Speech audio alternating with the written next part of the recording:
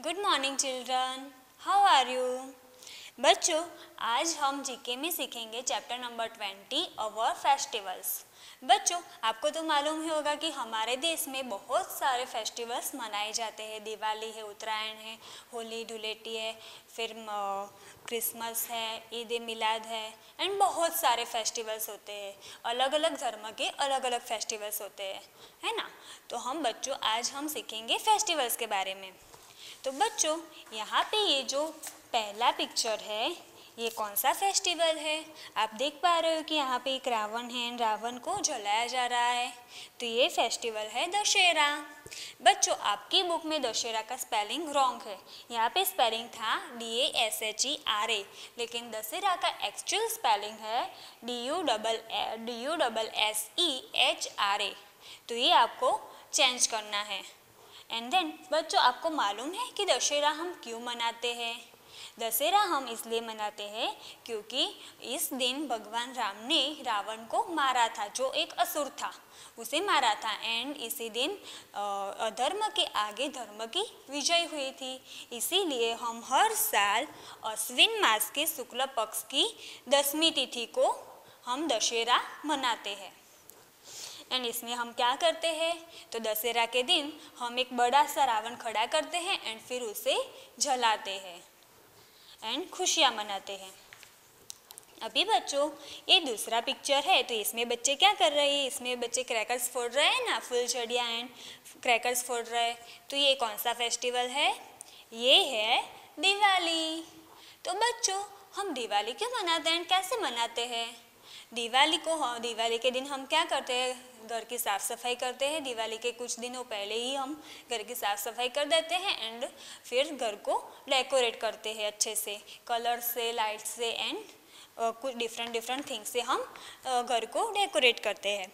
But बच्चों, दिवाली हम क्यों मनाते हैं? तो दिवाली के दिन ही भगवान राम अयोध्या में वापस लौटे थे। अपने जो 14 वर्षों का वनवास था ना, तो वो वनवास पूर्ण करके भगवान राम दिवाली के दिन घर अयोध्या को वापस लौटे थे। इसीलिए हम हर साल कार्तिक मास की अमावस्या के दिन दिवाली मनाते हैं। अभी बच्चों, ये कौन सा फेस्टिवल है? आपने तो 2 दिन पहले ही ये सेलिब्रेट किया था ना हमने। तो ये है क्रिसमस। बच्चों, जैसे हमारे हिंदू धर्म में दिवाली, जन्माष्टमी, रामनवमी का महत्व है, वैसे ही ईसाई जो धर्म है, ईसाई धर्म में क्रिसमस का बहुत ही महत्व है। क्यों? क्योंकि जैसे हमारे धर्म में भगवान श्री कृष्ण का जन्मदिन जन्माष्टमी के रूप में मनाया जाता है एंड भगवान राम का जन्मदिन रामनवमी के रूप में मनाया जाता है, वैसे ही ईसाई धर्म में उनके भगवान ईसा मसीह का जन्मदिन क्रिसमस के रूप में हर साल 25 दिसंबर को मनाया जाता है। अभी बच्चों, ये है ईद ए मिलाद। ये ईद ए मिलाद किस धर्म का त्यौहार है? ये है मुस्लिम धर्म का त्यौहार। ईद ए मिलाद क्यों मनाया जाता है बच्चों? तो मुस्लिम धर्म के जो भगवान थे हज़रत मोहम्मद, उनके जन्मदिन के रूप में हम ईद ए मिलाद, मुसलमान लोग ईद ए मिलाद मनाते हैं। बच्चों, वो उनका जन्मदिन कब आता था? तो उनका जन्मदिन आता था रबी अल अव्वल, मतलब कि जो इस्लामिक कैलेंडर है, जैसे हमारा कैलेंडर है ना, वैसे ही इस्लामिक का अलग कैलेंडर होता है। एंड इस्लामिक कैलेंडर के 3rd मंथ में रबी अल अव्वल मंथ में 12 तारीख को उनके भगवान हज़रत मोहम्मद का जन्म हुआ था। इसीलिए ही इस दिन ईद ए मिलाद मनाया जाता है। एंड अगर हम हमारे सीज़न की बात करें तो स्प्रिंग सीज़न में ये ईद ए मिलाद का त्यौहार आता है। अभी बच्चों, ये कौन सा त्यौहार है? ये कौन से भगवान की आइडल है? ये है गणेश भगवान की आइडल एंड ये त्यौहार है गणेश चतुर्थी। बच्चों, गणेश चतुर्थी हम कब मनाते हैं? तो भाद्रपद मास के कृष्ण पक्ष की चतुर्थी को।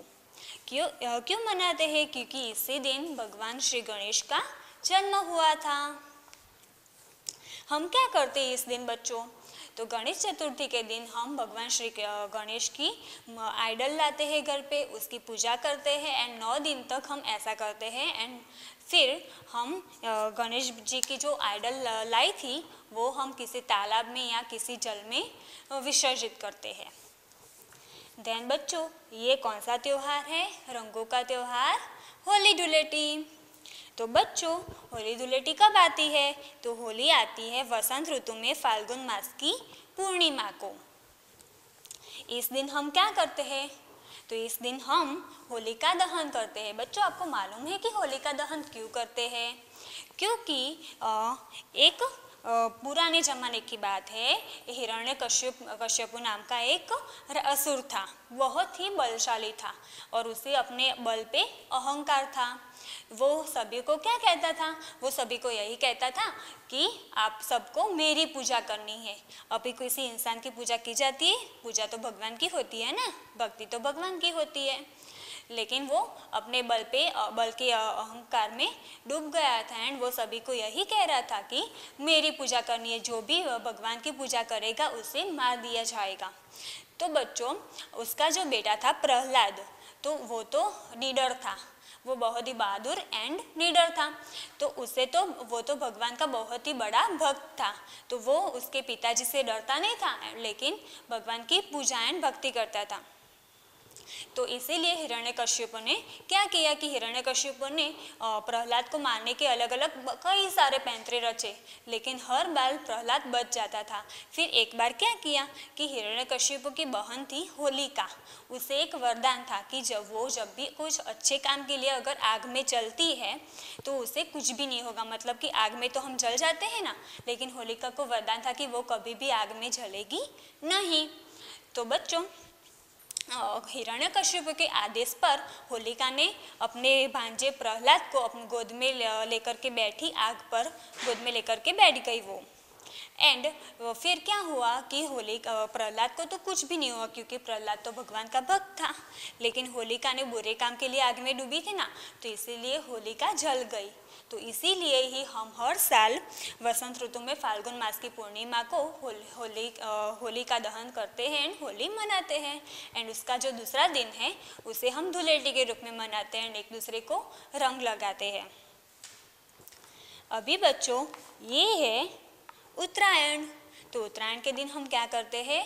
उत्तरायण को दिन हम पतंग चगाते हैं, उसे काइट फेस्टिवल भी कहा जाता है। बच्चों, उत्तरायण कब आता है? तो पौष मास में जब सूर्य मकर राशि पर आता है उसी दिन, यानी कि 14 जनवरी को। 14 जनवरी को हम उत्तरायण सेलिब्रेट करते हैं। अभी बच्चों, ये है रक्षाबंधन। रक्षाबंधन भाई बहनों के प्यार का त्यौहार है। इस दिन बहन भाई को राखी बांधती है एंड भगवान से प्रे करती है कि उसका भाई हमेशा सलामत रहे। और ये त्यौहार आता है श्रावण मास की पूर्णिमा को। अभी बच्चों, इसके अलावा भी और कुछ त्यौहार है, जैसे कि जन्माष्टमी। तो जन्माष्टमी भाद्रपद की कृष्ण पक्ष की अष्टमी को मनाया जाता है, क्योंकि उसी दिन भगवान श्री कृष्ण का जन्म हुआ था। एंड दूसरा है रामनवमी। तो रामनवमी चैत्र शुक्ली नवमी को मनाया जाता है, उसी दिन भगवान श्री राम का जन्म हुआ था। एंड इसके अलावा भी बहुत सारे फेस्टिवल्स हैं। तो ये थे हमारे chapter number 20 our festivals. Thank you.